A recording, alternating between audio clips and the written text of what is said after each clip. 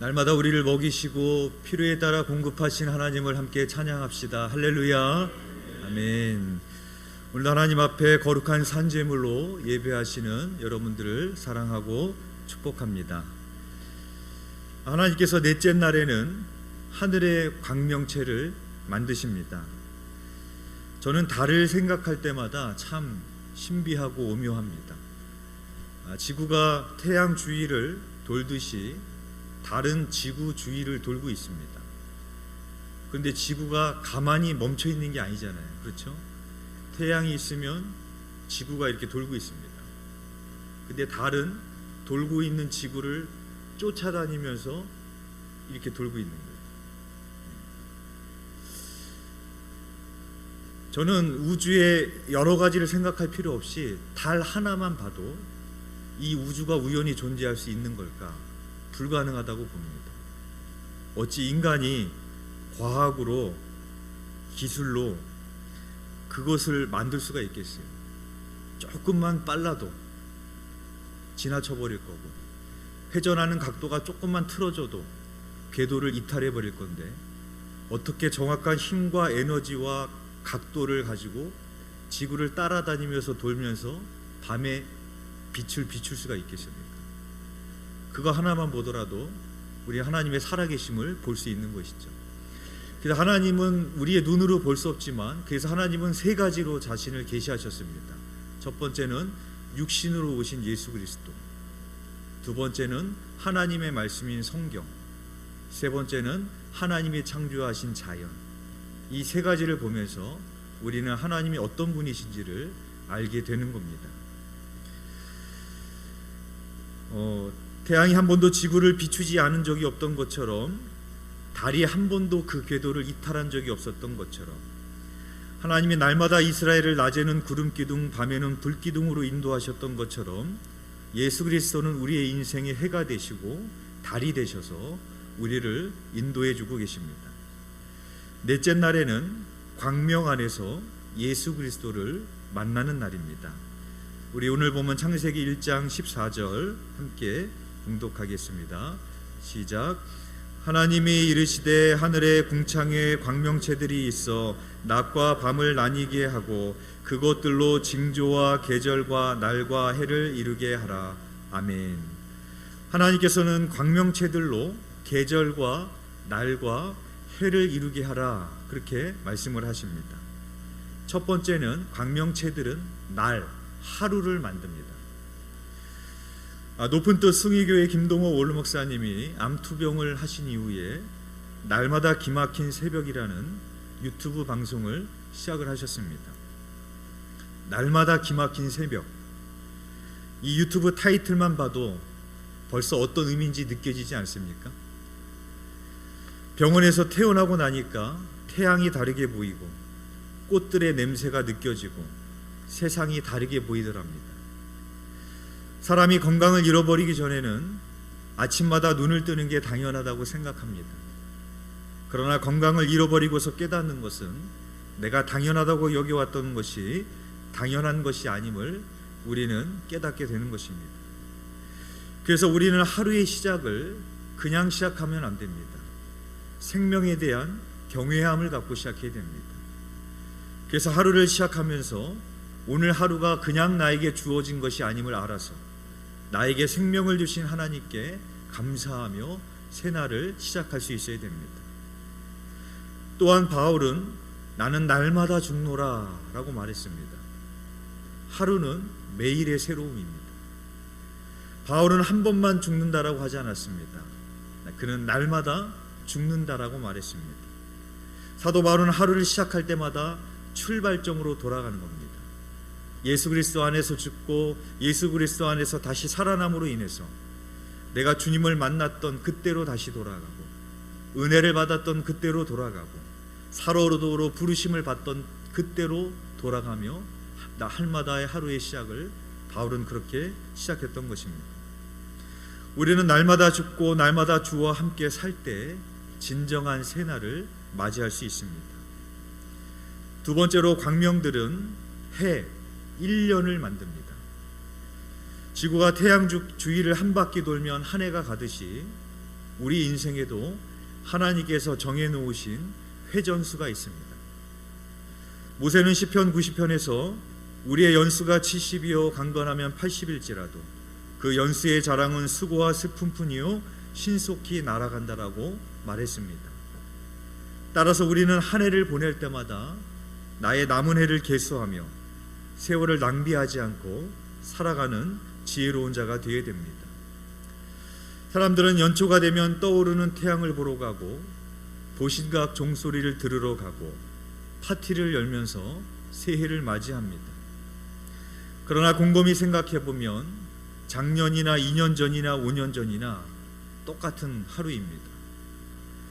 그러나 사람들이 365일을 1년이라고 정하였기에 우리에게 큰 도움이 됩니다. 왜냐하면 우리는 묵은 해를 보내고 새해를 맞이하면서 지나온 날을 돌아보게 되고 앞으로 남아있는 삶을 계수하며 계획하고 결단할 수 있기 때문입니다. 만약에 사람들이 1년을 정해놓지 않았다면 사람들은 아무리 해가 가도 반성이 없고 성찰이 없는 세월을 낭비하는 한 해를 보내게 될지도 모를 것입니다. 떠오르는 태양을 본다고 새로운 해가 오는 것이 아닙니다. 우리에게 영원한 생명을 비추고 계시는 예수 그리스도 안에서 내 자신을 바라볼 때 우리는 진정한 새해를 맞이할 수 있습니다. 세 번째로 광명은 계절을 만듭니다. 광명체가 계절을 만들듯이 우리는 그리스도를 각 계절로 만납니다.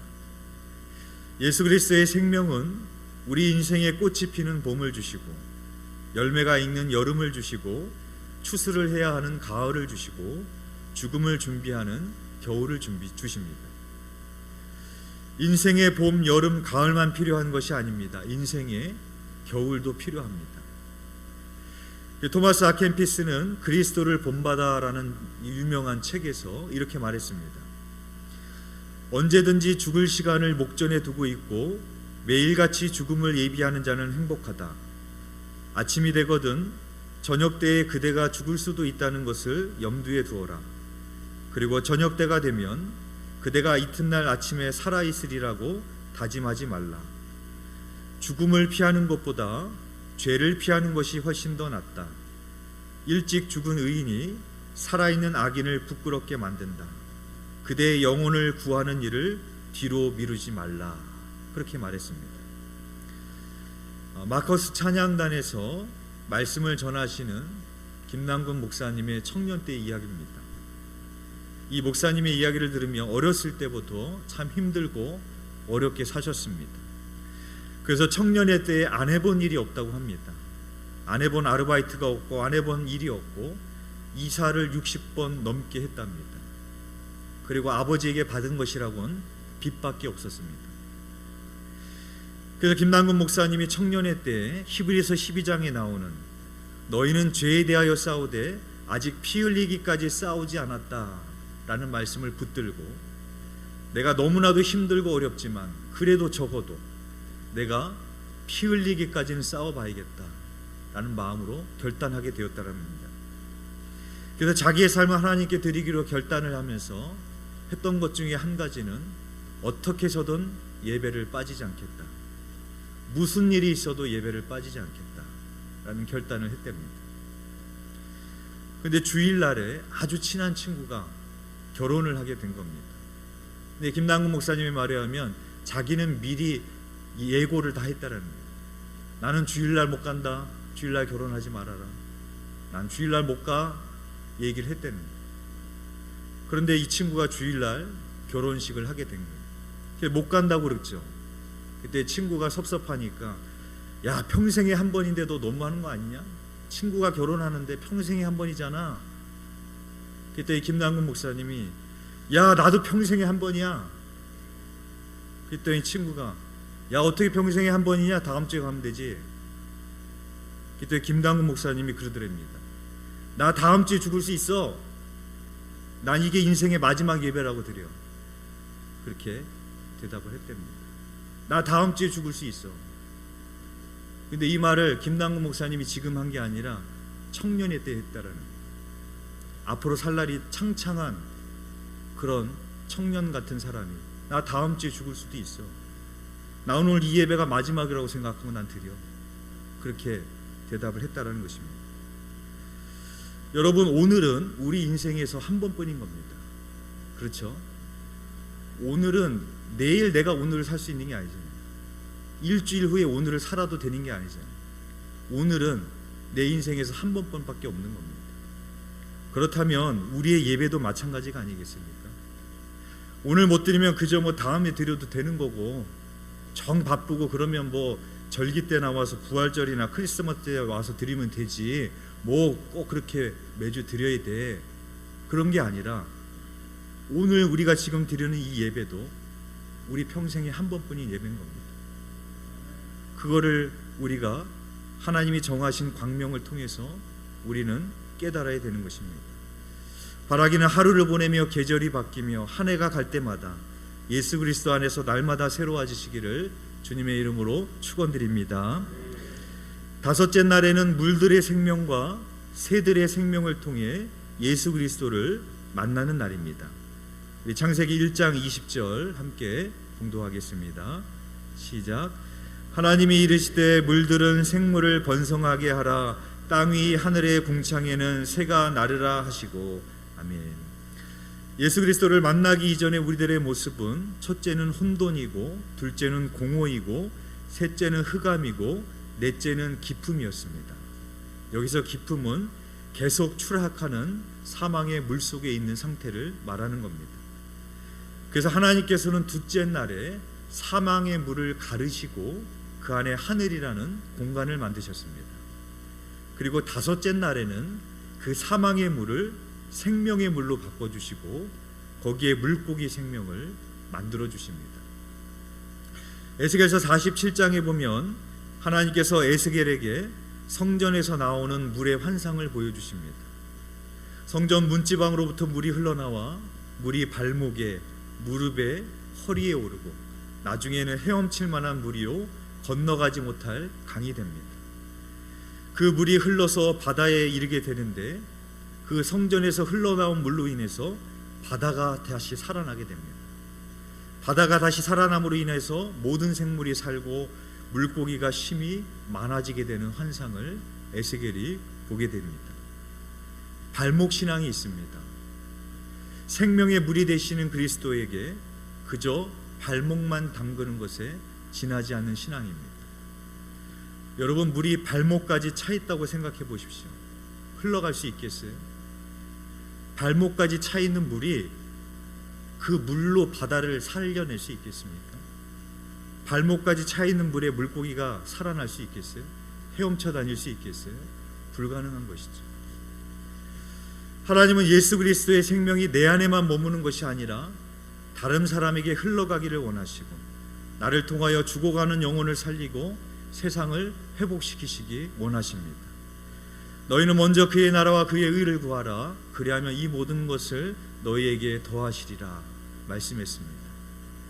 하나님은 그저 나 하나 먹고 마시기 위해서 무엇을 먹을까 무엇을 입을까 그저 그렇게 염려하는 발목 신앙에만 머물기를 원하시는 것이 아니라 성전으로부터 흘러나가서 많은 영혼들을 살려내는 하나님의 나라와 의를 구하는 인생이 되기 원하신다라는 것입니다. 하나님은 우리가 예수 그리스도를 믿고 그저 생명을 얻는 것으로 만족하는 사람이 아니라 그리스도 안에서 풍성한 생명을 누리고 풍성한 생명의 결실을 맺는 자가 되기를 원하십니다. 그래서 요한복음 10장 10절에서 이렇게 말씀을 하십니다. 도둑이 오는 것은 도둑질하고 죽이고 멸망시키려는 것뿐이요 내가 온 것은 양으로 생명을 얻게 하고 더 풍성히 얻게 하려 하는 것이다 라고 말씀하십니다. 영원한 생명이 되신 예수님께서 내가 너희에게 온 것은 너희로 하여금 생명을 얻게 하기 위함인데 그저 생명을 얻는 정도가 아니라 풍성히 얻게 하기 위해서 내가 왔다라고 말씀하시는 것입니다. 그러니까 하나님이 주시는 생명은 우리가 기대하고 원하는 정도로만 주시는 것이 아니라 흘러 넘치도록 풍성히 주시는 생명입니다. 그래서 하나님은 우리가 그 생명의 물에 그저 발목만 담그는 것이 아니라 우리의 삶 전체를 그리스도의 생명에게 맡기고 그리스도의 말씀에 온전히 순종하는 삶을 살아가기를 원하십니다.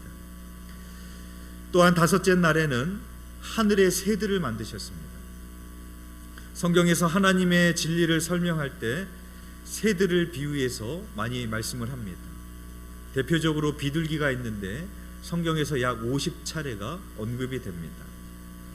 예수님께서 세례 요한에게 세례를 받으실 때 성령님이 비둘기같이 임하셨다라고 말씀을 합니다. 여기서 비둘기 같은 성령은 예수님의 성품을 말하죠. 순수함과 온유를 상징합니다. 또한 예수 그리스도 안에 머물면 우리의 생명은 사탄을 이기고 세상을 이기는 강력한 독수리 생명을 누리게 됩니다. 요한계시록 4장 7절의 말씀입니다. 그 첫째 생물은 사자 같고 그 둘째 생물은 송아지 같고 그 셋째 생물은 얼굴이 사람 같고 그 넷째 생물은 날아가는 독수리 같은데 라고 말씀합니다. 성경에 보면은 예수 그리스도를 여러 동물에 비유합니다. 대표적으로 사자가 있죠. 또 그 중에 하나가 무엇인가 하면 독수리입니다. 예수님의 생명이 우리에게 임할 때 우리가 강력한 독수리 같은 생명을 누릴 수 있게 되어짐을 말씀합니다. 이사야서 40장 29절에서 31절에 보면 이렇게 말씀합니다.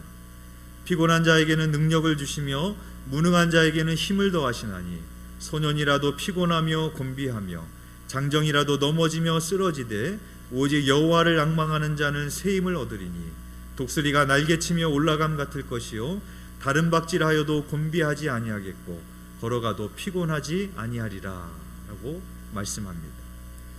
여기서 소년이란 힘이 왕성한 청년을 말합니다. 그리고 장정이란 장정도 소년과 같은 그런 힘이 왕성한 사람을 의미합니다. 그러니까 소년과 장정은 힘이 있고 강한 사람입니다. 그러나 자신의 연약함을 인정하지 않고 자신을 강한 자, 힘 있는 자로 생각하기에 하나님을 의지하지 않는 사람입니다.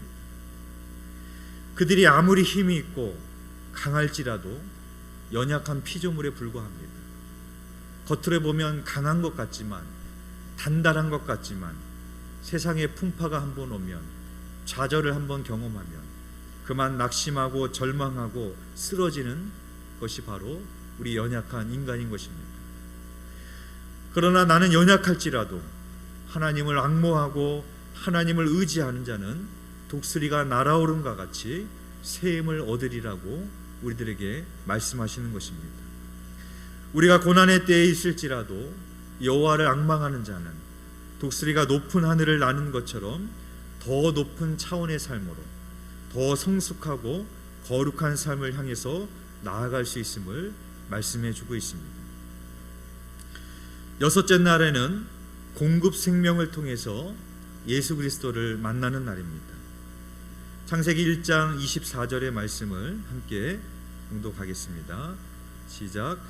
하나님이 이르시되 땅은 생물을 그 종류대로 내되 가축과 기는 것과 땅의 짐승을 종류대로 내라 하시니 그대로 되니라. 아멘.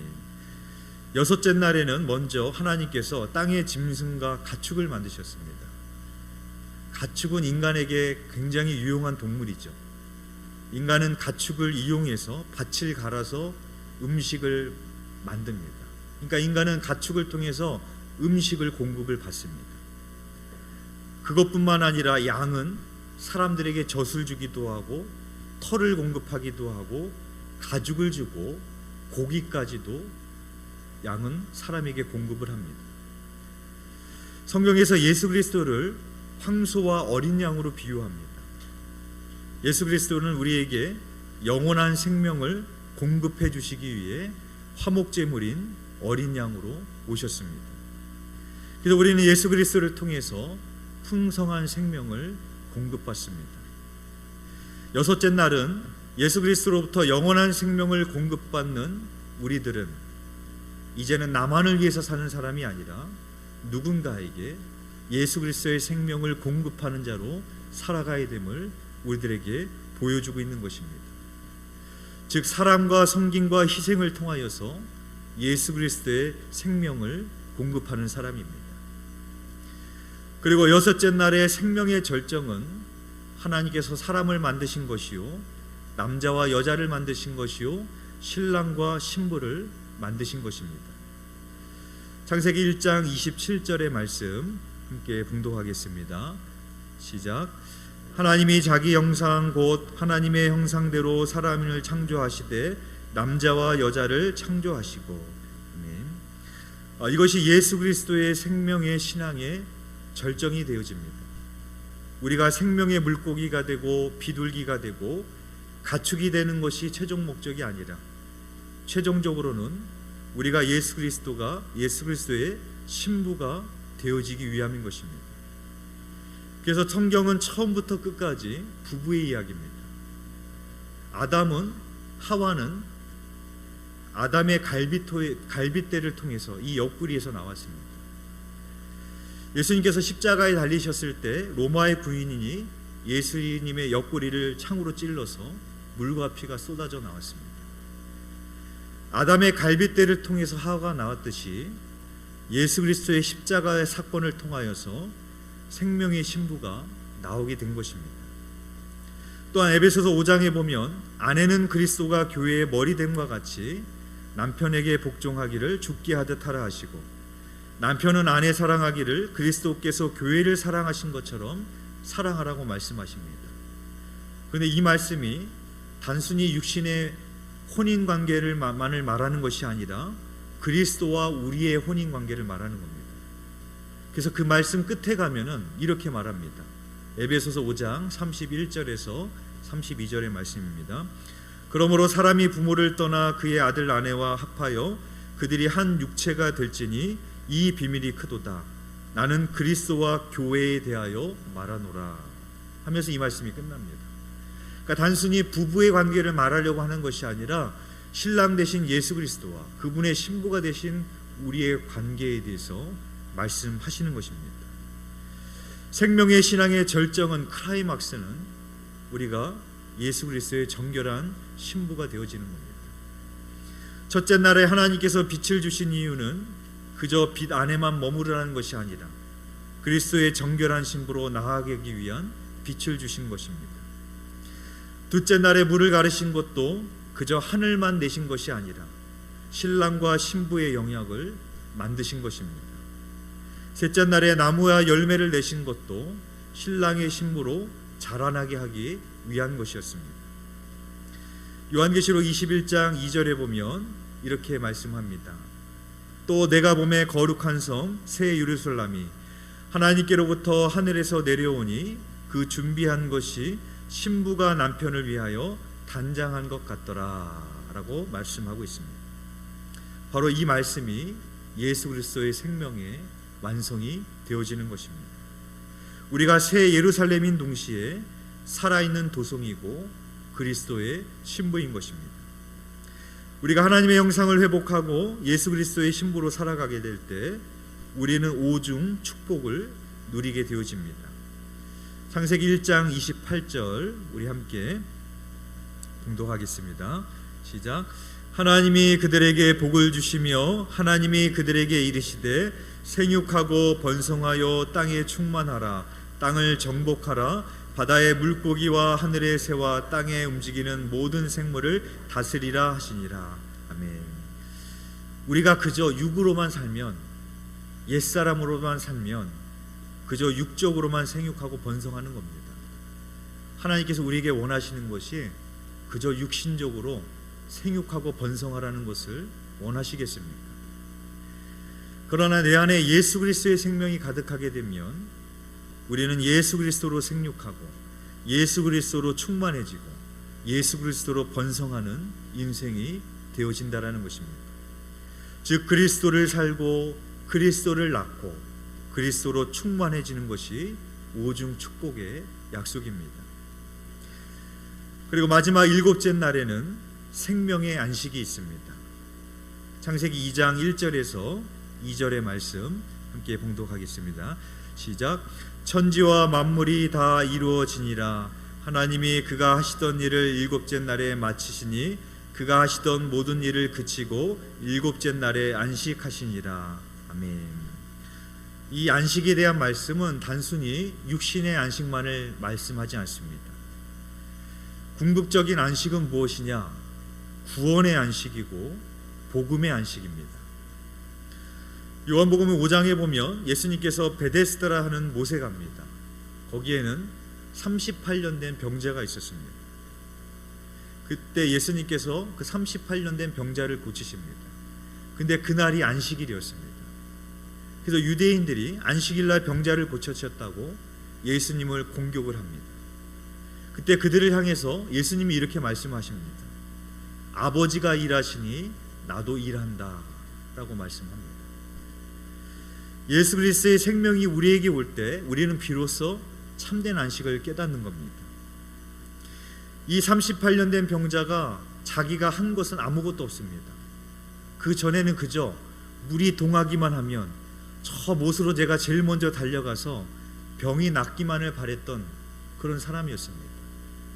그러나 그가 병이 낫기 위해서 그런 노력을 한 것도 아니고 무엇을 하지도 않았지만 예수님의 긍휼과 은혜로 고침을 받게 되는 그 안식일의 은혜를 그가 경험했습니다. 구원을 위하여 우리가 수고하는 것은 아무것도 없습니다. 주님이 일하시는 것입니다. 예수 그리스도의 생명이 우리 안에서 일하시는 것입니다. 그것이 하나님의 은혜입니다. 전에는 우리가 죄를 이기려고 매일매일 열심히 율법의 일을 했지만 이제는 그것의 일을 쉬고 그리스도의 일하심을 누리는 겁니다. 율법의 수고로 자기 의를 쌓는 것이 아니라 예수 그리스도가 온전히 성취하신 공로를 누리며 진정한 안식을 누리게 되는 것입니다. 그래서 진정한 안식이란 율법과 죄와 사망으로부터의 안식입니다. 그래서 안식은 복음을 말하고 안식일의 주인 되신 예수 그리스도를 말하는 것입니다. 그래서 궁극적으로 영원한 사망으로부터 우리는 영원한 생명으로 옮겨지는 영원한 안식을 누리게 됩니다. 첫째 날에 예수 그리스도를 생명의 빛으로 체험하고 둘째 날에 예수 그리스도를 하늘 공간이 되신 생명으로 체험하고 셋째 날에 예수 그리스도를 새 땅과 생명의 씨로 체험하고 넷째 날에 예수 그리스도를 광명의 빛으로 체험하고 다섯째 날에 예수 그리스도를 공급하는 생명으로 체험하고 여섯째 날에 예수 그리스도를 나의 신랑으로 만나고 마지막 일곱째 날에 율법과 죄와 사망으로부터 안식해 하시는 예수 그리스도를 만나시는 저와 여러분이 되시기를 주님의 이름으로 축원드립니다.